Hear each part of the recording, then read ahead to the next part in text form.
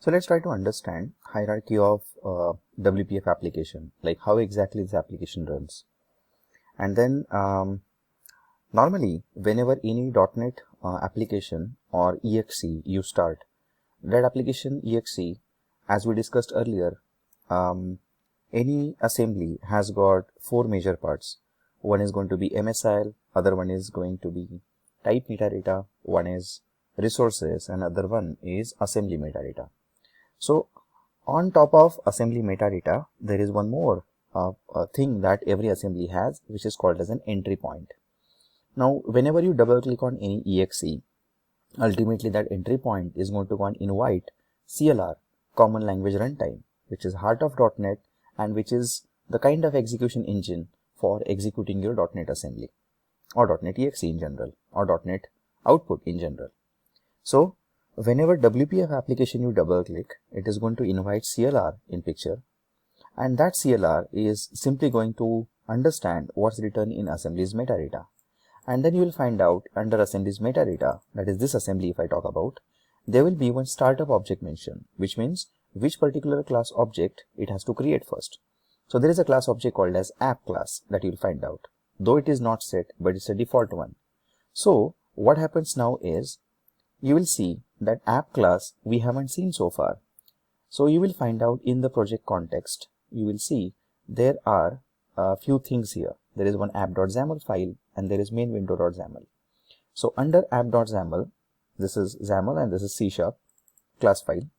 So this is partially written, and then ultimately this app.xaml file is not going to have any kind of a UI perspective as such.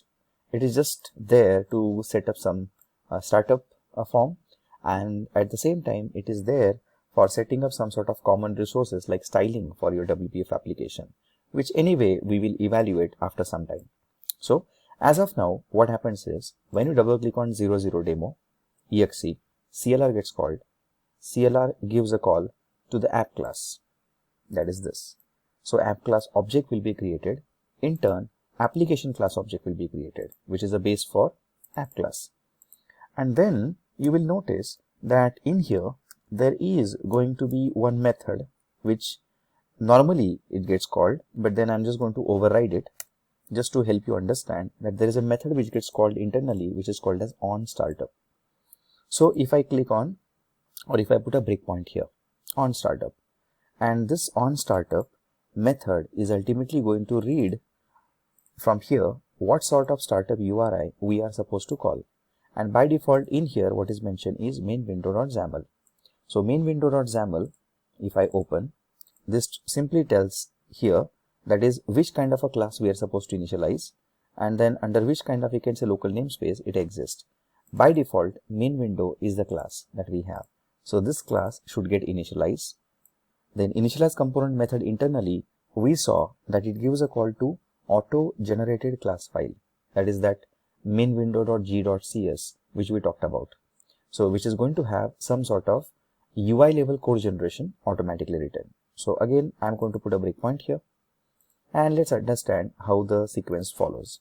So if I run this application, as good as I am going to double click on the exe.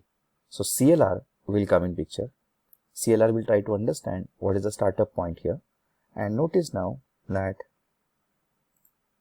in the startup point, app class is already initialized, constructor is called, and then there is a method which is called as onStartup. Now this onStartup method, if I just get into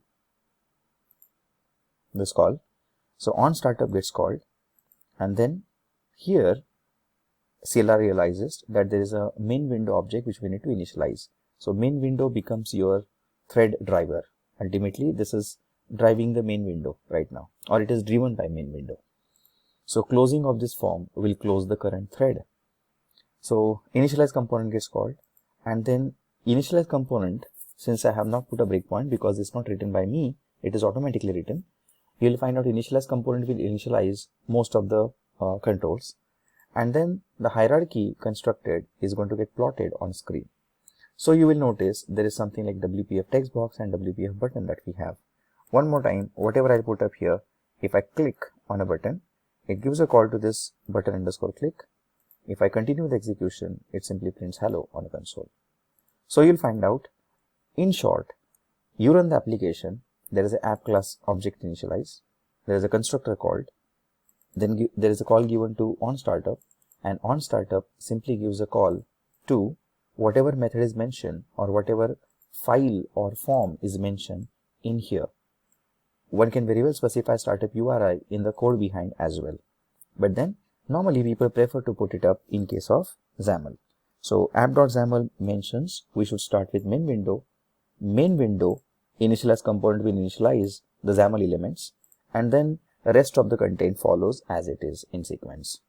So we will understand app.xaml in detail, specifically from the perspective of what is written here is application.resources. So this is going to play a very vital role soon in case of styling of the elements.